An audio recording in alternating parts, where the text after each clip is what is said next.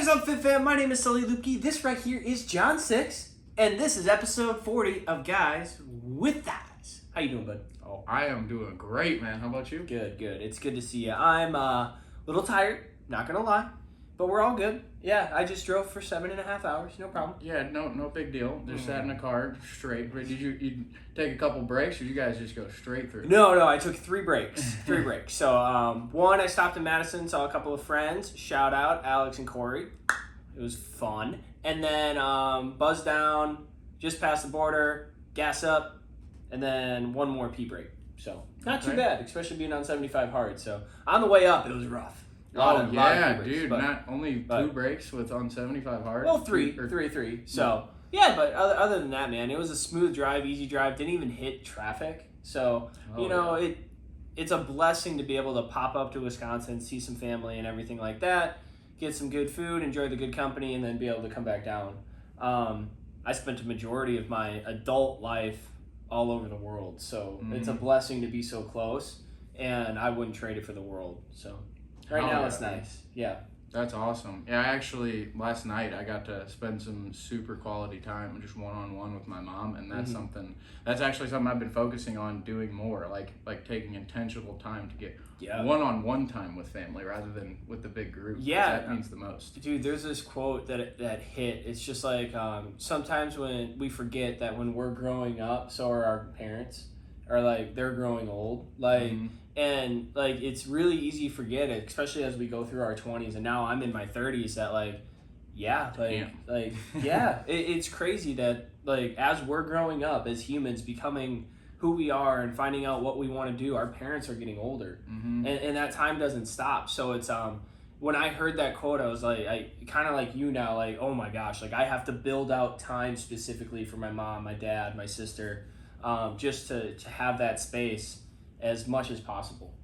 Absolutely, yeah, and I recognize like that time that they get with you is more important to them than anything else in the world. Like just taking time out of your day to spend with your mom or dad is going to be the best gift that you can give them. That's something I've struggled with, like, oh, I'm not getting them a good enough gift because of all the stuff they've done for me in my life, and all they want is just to be with you, and that's dude, I've been so much more fulfilled getting that time with them recently. It's the quality time. It really is. It's taking the time to be present, putting the phone down a lot, and just like, hey, like me and my mom, we went on this ski lift thing to where then you can like oversee like all the fall changing colors and stuff like that. But then we went on a hike back before we came back down the mountain. So, and it like we just sat there. There was a bench in the woods, and we just sat there. We talked, sometimes in silence, just enjoying like the sounds of nature. And like we just sat there, and it was that quality time. It was being close to each other, and it was just enjoying each other's company. And I think that's really important in this crazy freaking world that we live in. To make time and to do that more and more often, to detach, man. Like it's crazy. Like we're so at will and so addicted to our phones and our computers and our technologies and stuff like that, that like when you make time to detach, you realize like, oh my gosh, like this is how humans are supposed to live. Like we're supposed to have that quality time together. So it's it was really important, not only for me but for my soul and hopefully for my mother too. Well, I'm so glad you got to do that, bro. Man. That's awesome. Yeah, that's actually recently I was talking to somebody about just like how things go so fast in life. Like everything is a freaking time warp. And taking that time, like you're talking about, that quality time with people and just like focusing on them, being present in the moment, that's the best way I've been able to slow down time and really reflect on like, hey, where am I at right now? Like let's like we're doing good. Let's sit in this. Do you know why they say that time goes really fast? Like as you get older. I don't know where you're going. I don't think I know. So psychologists say that it's because you have less firsts. So then you have less anchor points like to slow it down. So like you go further and further in between first. So it's like fast forward. Oh, finally I hit something new. I got married, right? Then 2 years later, it seems like a blur, and it's like, oh no, now I have a kid, and like so I got promoted, but it's like less firsts, so there's less anchor thoughts. Because, like, think as a kid, like, oh my God, I got my first hit. I hit somebody in football for the first time. I got my clock cleaned in football the first time, you know. Like, all these firsts back to back to back. First time I had pasta. First time I traveled outside the country. Yeah. And now, like, as we get older, like, there's less firsts. And that's why it feels like it's fast-forwarded between these anchor thoughts. And that's why I'm just like, that's why my tagline is seek adventure, right? Yeah. Because, like, the more firsts I can have the first time in an X country, it's just, like, the more anchor thoughts I can have. So, like, that's why I constantly, like, seek the next kind of thing that's new to me. Dude, isn't that crazy? That is crazy, and I've never heard that before, but that makes so much. That explains so much in my own personal life too. Yeah. Like this is something that I may still seem a little crazy after I say this, but when I first started Muay Thai, like when I got punched in the face super hard the first time, you remember it? I laughed. I was happy. Yeah. Like it was like a 4th degree black belt in karate, and he was just playing around with me. And he caught you. Yeah, he hit an uppercut straight on my mouth on one, and I literally looked up, laughed, and was just dying for like 30 seconds. But it was the first time that's ever happened, and that was exciting. It was like, oh, that was stupid. Now I know what not to do.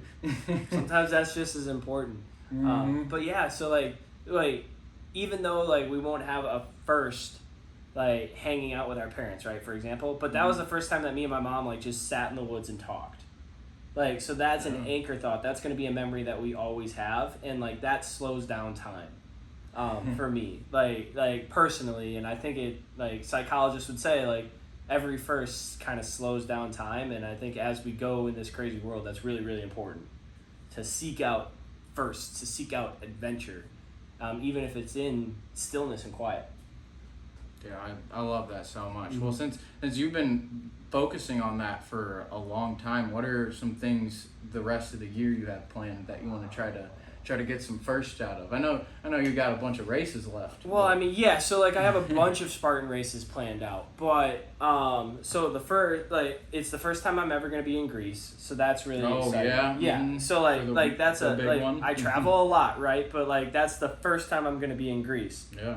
There's going to be a first time I travel to Arizona to do a 3-man CrossFit competition with Mason and Caleb, right? Yeah, because I've done a 2-man, I've done singular ones in the past, so this is the first time I'm doing with a team, right?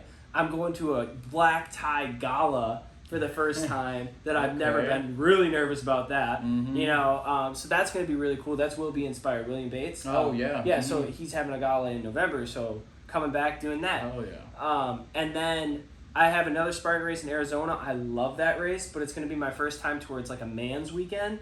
Okay. Yeah, dude. November is full of firsts. So it's going to be a man's weekend where like we fly in on a Wednesday and we hang out, we do some climbing, we do some soul searching together, and then we do the races together, and then we bug out. And then at the end, it's the first time that I'm ever going to do Abu Dhabi Spartan race. So me and Chris, we're getting on a plane and we're going to Abu Dhabi together.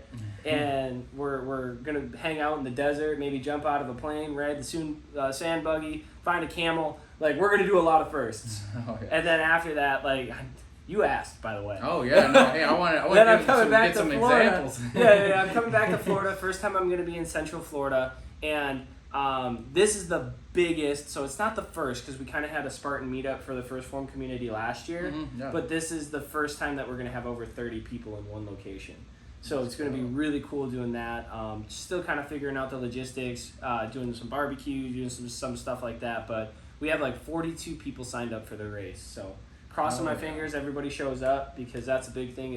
Is one thing to commit, but it's another thing to get people there. So actually be there on the day. Yes. So if you can't tell, I got a lot of firsts in November, and then that bleeds into December. And it's like, hey, you can keep going. You don't have to. I mean, my friend is trying to talk me into a race on the weekend after, on like the 13th, and I'm just like, oh God, please, my budget. Oh yeah, it was like, and your body, you might need to recover a little bit. I'm not worried about that. I beat that into the ground. Well, that's why I'm saying it. I know you're not worried about it. Yeah. So I gotta watch out for you. Honestly, those the flights might do the most damage, with the pressure changes and sitting in the seat and like the seat, you can move it back just a slight bit. But isn't that, I mean, that's where you catch up on sleep, is on planes. It's never restful though. Like, it's weird because like Yeah, for me, like I sleep like almost the entire planes. I have this wonderful disorder. It's sleep on plane disorder. It's the greatest thing ever.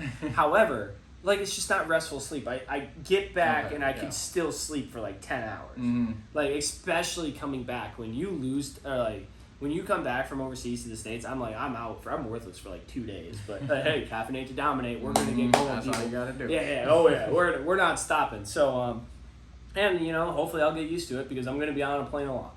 So we're gonna figure it out. There ain't nothing like a little FIO. But I got a lot of firsts coming, and that means that like 2024 is like gonna be real slow. It's gonna go by in a blur, but I'm gonna remember. There's gonna be so many anchor thoughts, and I'm pumped to do it. And the best part is I'm gonna do it with some amazing people, do hard shit with good people. You know that, so like that just makes it 10 times better. Hell yeah, dude. Hey, thank you so much for sharing all that too. And that's, I mean, just give people an idea of like what are some things that you can do to go do some firsts. And it doesn't have to be all crazy races and things like that. It doesn't have to be like jumping out of planes. That's one that I actually, before talking about this, me and my dad have a goal of skydiving together. Yeah. And he's working on one goal he has to hit before we do that is losing weight. He's got to get under 250 pounds. Just got him on a diet and training and everything like that. But yeah, that's one first that we got planned, a real big one. One heck of a goal, yeah. Doing it locally here, I'm guessing? Yeah, well, there's some really good places around here. Yeah, there's one that's pretty close to here I was thinking about. Then the one that I did initially, it's up it's a little bit north of Chicago, about 4 hours from here. Okay, all right. Gonna go on a real good adventure. Yeah. Hey man, take the dad and let's go. So I immediately convinced him. For anybody that wants to like try to get their parents or anybody who's hesitant to do it, I watched 70-plus-year-old women jump out of a plane that day, perfectly fine. And I told my dad that. He's like, "Oh, I'm doing it for sure." Then. Now he's got to do it. Yeah, absolutely. So now he's got to go full send. Oh yeah. That just instantly reminded me of a story to where it doesn't have to do with skydiving, but it has to do with convincing a dad. Okay. So in 2017, I came back from deployment in 2016, got really big back into Spartan racing, running the elites, the competitive circuit. And then I decided to do the Iceland Ultra World Championship. So it was a 24-hour race in Iceland. You told me a little bit about that race, but nothing. So that race is basically like you're in a bubble. It's really cool. It has like a bubble so that you have a place to like put your gear, and then you have a crew that comes with you, 1-person crew. So I ended up being my dad. So I'm just like, my dad, mind you, has been on a plane like a grand total of 4 times. Once there, once back, once there, once back. So I'm like, hey dad, what you doing? And he's just like, what do you mean? I'm like, you got a passport? He's like, no. I'm like, you want to get one?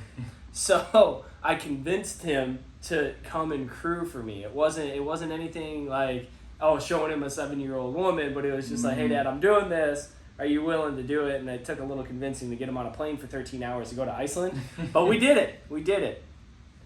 So like when you were telling that story about doing something with your dad, like it instantly reminded me of convincing my dad to go on an adventure with me in 2017. And I'm sure he loved it too. Dude, right? it was unbelievable. Like the language barrier, but then like once he finally got there, once he got to the hotel, like it was awesome. We got to walk down like Reykjavik, and then we got on a bus. We went to the middle of nowhere, Iceland, underneath the the Northern Lights. We ran underneath the Northern Lights. Like it's 22 hours of darkness, so you had amazing views. Like it was fantastic, and it's memories that we still reference it and joke about it. So I mean that's something to where like it's like book the ticket, convince the people, like never give up on somebody. I never thought my dad would say yes to that, but like he's just like, yeah, full send, like let's go. And like so like always try to get like an adventure and like book the ticket like that. Like you guys are gonna book the ticket as soon as it gets under 250. You're gonna book the ticket, and it's just gonna be that. So yeah, dude, I'm glad you shared that because it sparked a memory for me too. So hell yeah. Yeah, that actually, like what you're talking about, book the ticket right there. That was like a hard lesson I learned when I first jumped out the plane by myself one time. Yeah. And well, actually, how so? It wasn't by yourself. Just so you know, if you ever go skydiving, you get strapped to another person. But so that book the ticket, basically, like I immediately made a whole video on it right after I got back from skydiving because basically, just in my head, it was like just jump, like just go. And explained it a little deeper with you get this crazy, that pit in your stomach when you're about to jump out that plane. Like, yeah. I'm sure all of you have experienced this before. Like you look over a ledge and get that little pit in your stomach, and you're basically, it's just you get scared. You're about to do something. Jump out on perfectly good aircraft.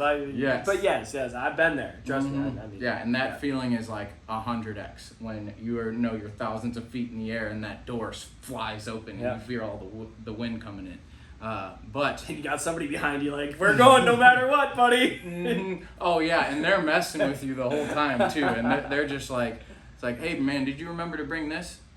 Oh no, crap, I thought you got it. Like they're just freaking messing with you the whole time, thinking you're gonna die. But yeah, so as soon as I jumped out, it was the craziest pit in my stomach I have ever felt. As soon as I jumped out, it was the most peace and happiness that I've ever had, like in a single moment. We in it now. Yeah. Yep. So when you're falling through the air as fast as freaking gravity allows you, and you're looking across like the surface of the earth, it is like the most peaceful, fulfilling thing. I can't wait. I can't even imagine. The closest I've ever gotten to that is just looking outside of a plane, right? On like a clear night or clear sky. So like I can't even imagine that feeling. Oh yeah. And I'm guessing like that feeling of bliss comes from like, well, we're either gonna stop because of the parachute, or suddenly it's no longer gonna be my problem anymore. Like all of a sudden your body just realizes like, well, this is it or not. Like, it's like, hey, I'm doing it now. It's like I don't have to, whatever happens. Yeah. And that taught me to, hey, like when you get that pit in your stomach, lean just into go. it, kind of. Yeah, just go. jump. Like when you take that first step is the hardest step a lot of the time.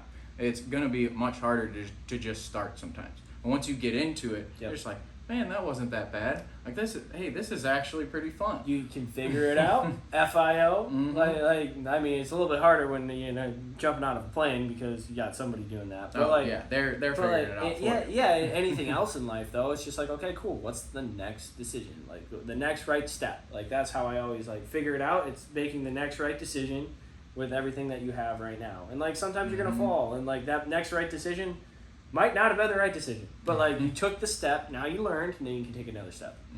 Yeah, I mean that's like, and I learned because actually Abby Kramer, who works here at 1P, she brought us out there. She can go by herself because she's gone a bunch of times. Yeah, she went out there by herself, and she had jumped a couple times. And the first one, she actually had a little bit of an issue where like people were worried about her, like she hadn't pulled the chute in time because it had some type of issue. Yeah. But she was good. But the second and third time, it was perfect runs for her.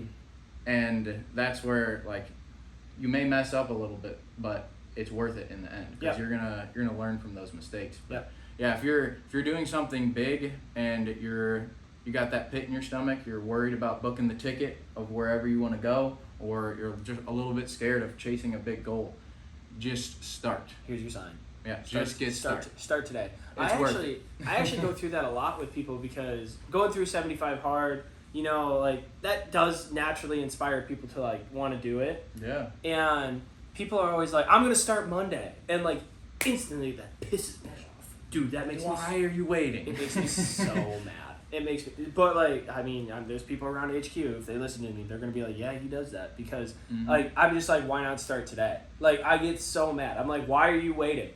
And they're just like, well, this, that. I'm like, okay, what next excuse? I got a meal prep. You've not meal prepped and made it through the day before. Yeah. Like, what's your excuse? Like, it's too late in the day. No, it's not. I know what time you get off work. You can still get 2 workouts in. Like, even if it's a workout and a walk. Like it's not too hard. It's you're procrastinating on wanting to start. So it's like lean in, take the step, and just start.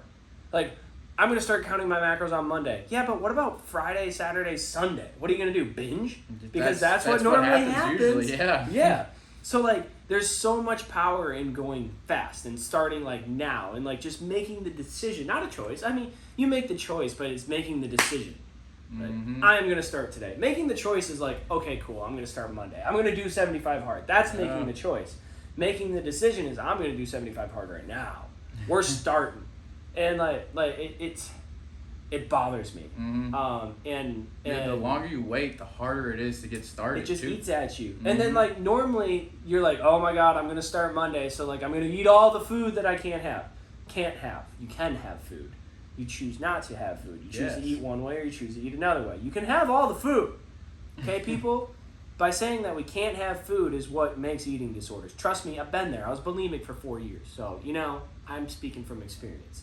It's psychology, okay? When we say we can't have something, this is just like the law of attraction. When we say we can't have it, that means we want it, and we're going to do it. It's like, I am choosing to have this food. I am actively choosing to have this food that is on my my diet plan that I decided to have. My nutrition plan. I like calling it nutrition plan. But it comes back to lean in, start, step, right? Like just take the step, lean in, and do it today. Have that first experience. If it's your first time through 75 hard, start today. Make that first right now. And then just keep going, y'all.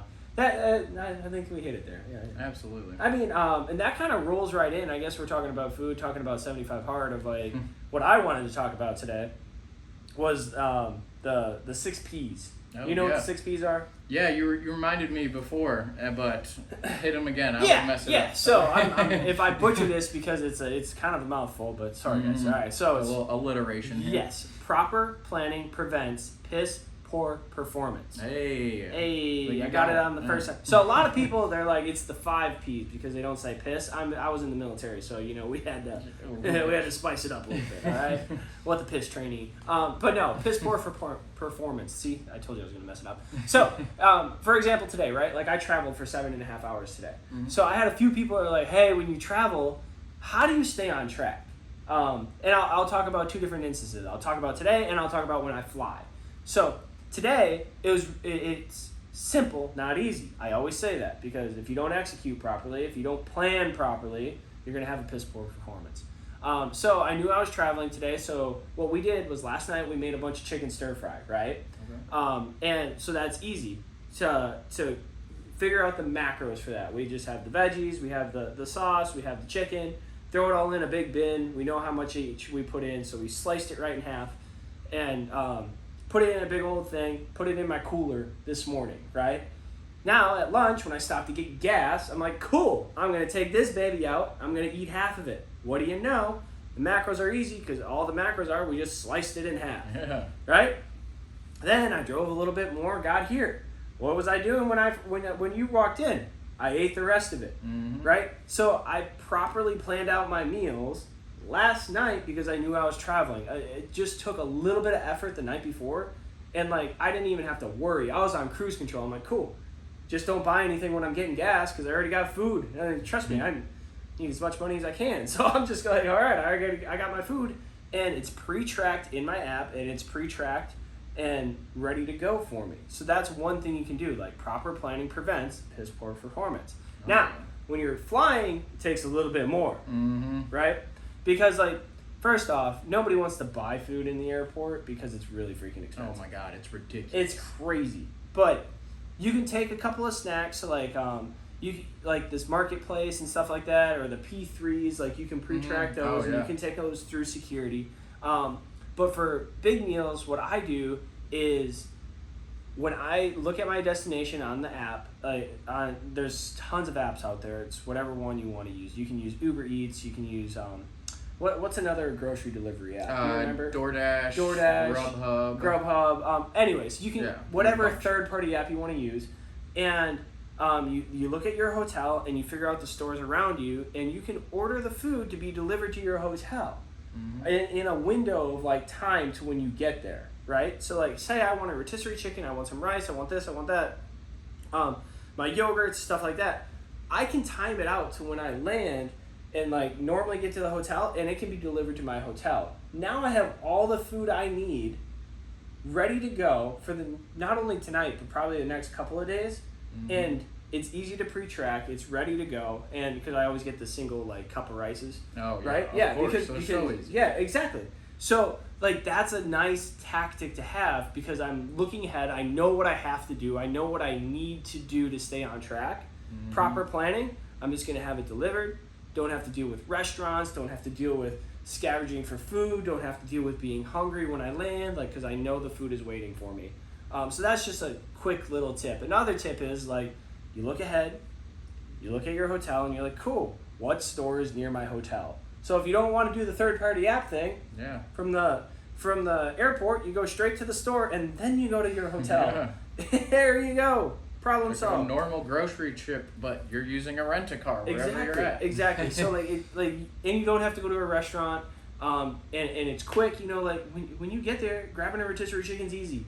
Like, and most places have it. Like things like that, to where if you want an excuse, you can make an excuse. But if you use proper planning, like, you're going to have a great performance. Mm-hmm. So like it's choose your poison. Like I choose the good path.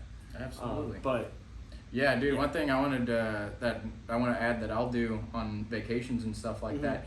If I do even want to go to a restaurant, like, you can still look at the menu of the restaurant. If they have, not everywhere is going to have nutrition facts, but most places nowadays have nutrition facts for all their meals. Mm-hmm. And you can plan out, like, what I'll do if I want to go somewhere that has a little bit higher fat and carbs in their meals too. Mm-hmm. Just focus on protein and veggies throughout the day.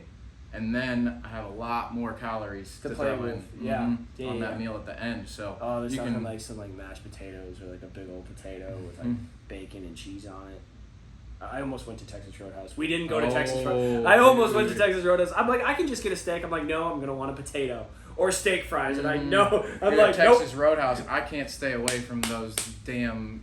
They're the rolls. The rolls didn't even think of that. Cinnamon butter. Yeah. I was just like, abort, not doing it. So yep. I'll eat 2 full baskets. I wanted them. But yeah, that's crazy. A great. And that's also another thing. Like, if you're not tracking, all right, cool, and you don't want to go off the deep end, focus on protein and veggies, because that gives you plenty of carbs to play with. Yeah. Then you don't feel bad when you eat the French fries, because guess what? Steak fries are awesome. Yeah. Okay? They go really good with steak. It's like it's steak and fries. You know, it's great. Salt them up a little bit. Mm-hmm. And you know what? I'm probably not going to be mad about eating a cinnamon roll or the rolls from Texas Roadhouse either. So, hey.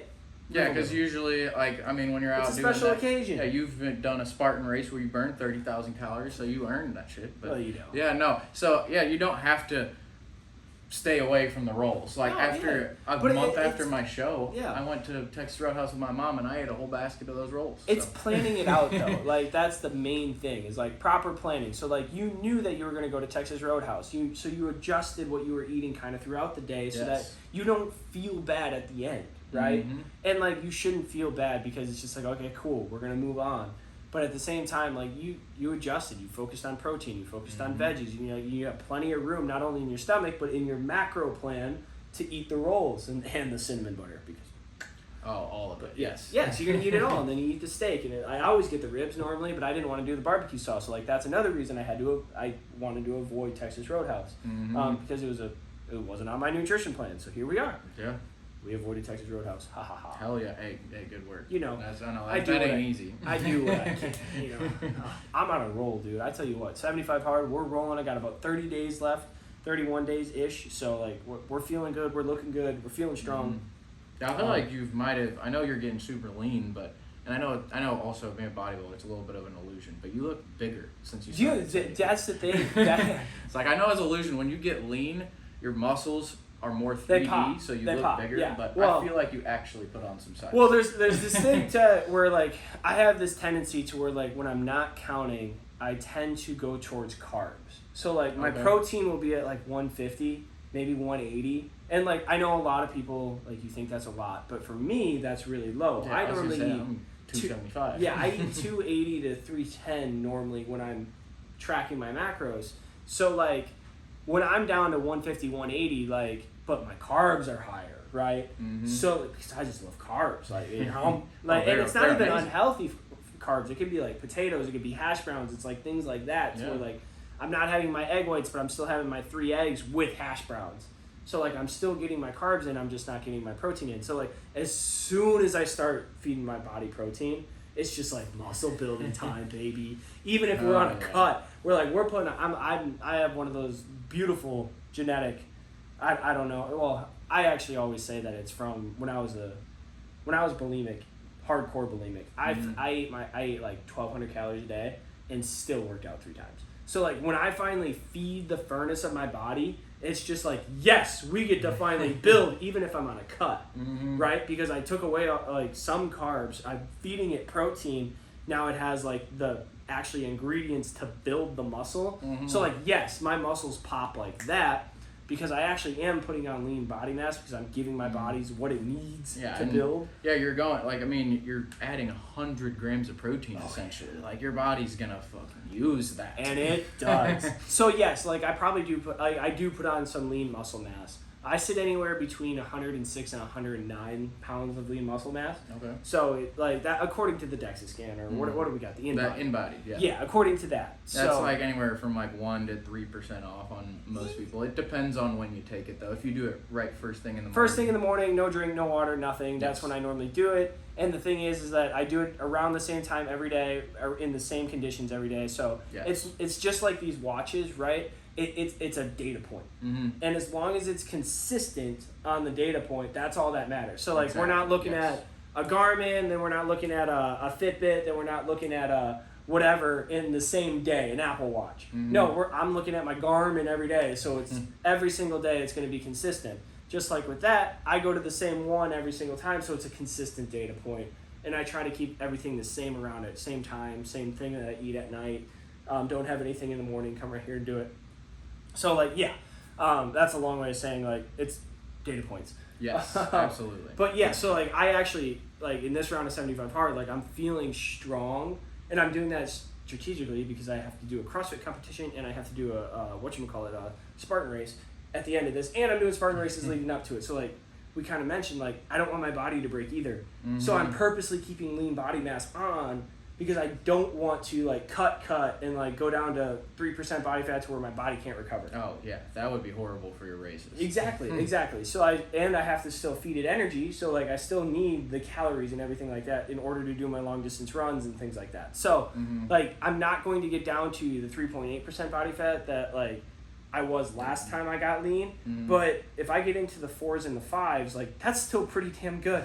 And I'm gonna look good, feel good, play good. So like, you know, then hopefully eventually get paid good. Yeah, there you go. Yeah, buddy.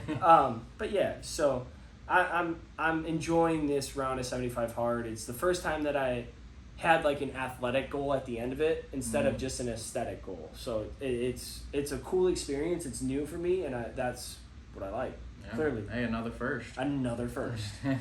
Oh yeah. Full circle. Hey, when you mentioned, you got the nerd going in me because you mentioned about the 1200 forever when you're bulimic. Yeah, I think that, and this is totally personal opinion. This has nothing to do with studies or anything like that. It's totally off of like anecdotes of hearing from people. Yep. But I think earlier on in life, when you're still in development stages, I think things like that can have a huge effect on like your genetics on muscle building, fat loss, and things like that. Because genetics do play a big role. Like, don't get that wrong. That's epigenetics. It's turning the genetic on and off, right? Yeah. Or the gene on and off, right? Like, depending on the environment that you're in. So, like, yes, it definitely does. Absolutely. Yeah, and I think that when you're in that developmental stage, that it can have a huge impact. Because I've heard a couple stories where things like that have happened, but the one that's most fresh that I heard on a podcast from a bodybuilder, his name's Roman Fritz. If anybody's fans of bodybuilding, he's somewhere in Europe. I can't remember which country, but really thick accent. But he's an awesome bodybuilder. And he legitimately, it looks like he can't put on fat. It's unbelievable because he gets up to like, and this is not exaggerating, 2,500 carbs in the off season. That's every single day. Like God, I couldn't imagine. I can't either, dude. But he said he puts freaking rice syrup on his rice throughout the day just to get more carbs. Yeah. Freaking ridiculous. But basically, he cannot put on fat no matter what. And he has to, like for carb loading, he did 2,500 carbs like 4 or 5 days in a row before his show and was flat. It wasn't enough. Yeah. It's like 10,000 grams carbs. But when he was young, he said when he does something, he goes all out on it. Yeah. Kind of like us. Here we are. He took it to a whole nother level. He decided to eat apples. And he only ate apples for over a year. And you're getting zero protein. You're only getting carbs, fiber, and some fiber. Yeah. Like, you're not getting much of anything. That's it. and he legit said it was like 25 to 30 apples per meal, like breakfast, lunch, and dinner. But it wasn't nearly enough calories for him either. Basically, he wasted away and was malnourished for that like year and a half. I think it was when he was from like 11 to 13, somewhere in that age range. Yeah. But now, since then, he's never had an ounce of body fat on him, and he can put on a ton of muscle. Interesting. And I think it has something to do with that, because he got rid of every ounce of body fat that he had on him. Most of his muscles. Didn't have a chance. Yeah. It incinerated those fat cells, because usually you can't create new fat cells. I mean, you can create new fat cells, but you can't destroy them. Like once you create new, that's how they many get bigger fat and cells smaller. Yeah, that's what you have. They get bigger and smaller. They expand. They contract. But, yes, okay. yeah, that's what fat loss is. You're getting smaller fat cells over time. Yep. I think because of his age and the extreme diet doing that could kill you. Just so you know. Yeah, guys, don't do that. Don't do that. But I do think that extreme actually like probably got rid of some of those fat cells. Interesting. Huh. Yeah, you got me going on that when you mentioned that you think when that you're at 1200 bodybuilders are weird. Oh yeah. yes, they are very weird. We're so weird. Most of them are. Like so, what's kind of what would be something that you're noticing with your body, like coming off of bodybuilding, because you're a few months out now, right? How long is 3 months out now? Yeah, it was July 13th was the date. So with you, months. do you have any like skin stuff, like anything like that like is coming back or is kind of hard to deal with as you add calories or as your hormones kind of regulate or things like that? Yeah, actually, recently I kind of want to talk about this today with skin health. Oh, that's perfect then. Yeah, I've been struggling with that recently. Actually, I got a little bit more dry skin happening, and I think it's because of. It's not because you're a redhead, is it? I mean, it probably has a little bit to do with it. Us fair skinned redheads, we got a little more skin issues, so I have to be more careful. My bad, man. My bad. Oh yeah, no, that's definitely probably part of it. But yeah, no, I've been getting a little bit so I trim my beard up and stuff, and I got like more dry skin on the sides here and up on my forehead and stuff. Yep. And that's starting to come back a little bit. Some of that is definitely it's diet related, and I have. Done a few things to try to improve it. I've already seen a little bit of improvement in my skin. It's just going to take some time. But I'm glad to nerd out a little bit on helping improve skin health. Yeah, I don't have any experience in this, so you're going to have to take the reins, buddy. Oh, yeah, no worries, man. Us gingers have experience with So what do you do? So you mentioned you fix your diet a little bit, and then what else on top of that? So I'll... more like specific nutrients that I'm focusing on getting through my diet, and even supplementation as well, because there's some that I'm just not going to be getting from Whole Foods. Got it. It's more difficult. But some things that I'm focusing on are, one, vitamin A. This is one I wasn't really super aware that it's important for skin health, but for me it's the most important because it helps to naturally moisturize your skin. So if you're not getting enough vitamin A, that's what can cause some of that dry skin, and even I've noticed a little bit more dry eyes as well. That's vitamin A is very important for eye health. That's what most people know. Carrots are good for your eyes because they're high in vitamin A. So that can help a lot with me specifically because I have the dry skin problem. Collagen, something that I'm trying to get in. That is one that I am not getting through Whole Foods because you do bone broth. Yeah, that's tough. You got to eat tendons and and shit like that. So. Yeah, and I don't cook any whole chickens or anything where I got the bones to boil after I already cooked the chicken. It's just it's too much work for me on the cooking side.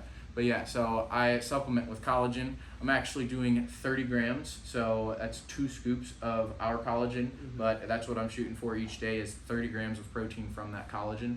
Ours is in first forms collagen. Yes. What's your flavor?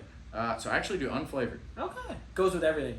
That's what I always say. Yes. It's great. Mixes great with everything. I don't even notice it. Nice. All right, cool. Sorry. Oh, no, you're good. Just had to clarify that. First form.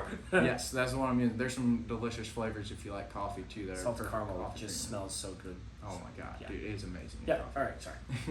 Getting off on tangents here. But yeah, so collagen is super important for skin elasticity and the strength of your skin. Collagen is actually the most abundant protein in our body because it's makes up the structure of our cells. Oh. So like for our hair, skin, nails, everything like that. It makes up the structure, can make it stronger. I have like smoother hair, can definitely help with moisture as well because it is just overall healthier.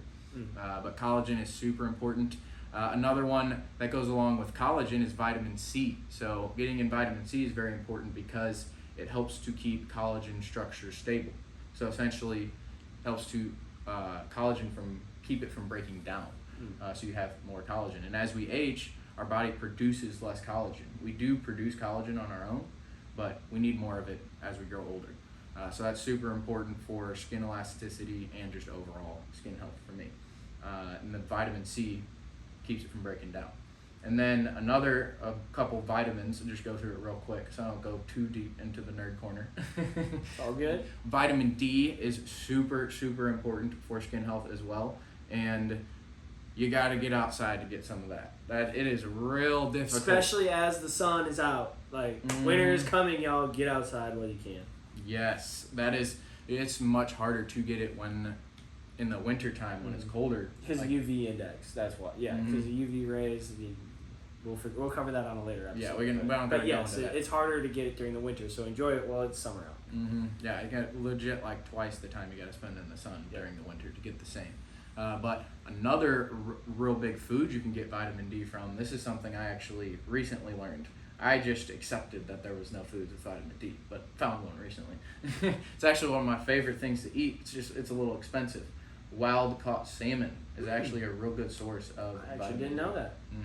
Yeah, and Love it needs to be wild caught, guys, just because the farm raised salmon has a lot of the inflammatory omega-6s, where the wild caught has the anti-inflammatory omega-3s. That could be a whole nother podcast too. So we don't gotta it basically comes down to what they feed the farm fish. Yes, exactly. So and then the nutrient profile is off because of what they feed them. So that's basically what it comes down to. Yeah, farm raised causes inflammation. Wild caught reduces it. Yep, you want to reduce it. Sweet. But yeah, so for better skin, focus on vitamin A, vitamin C, vitamin D, collagen. Yes.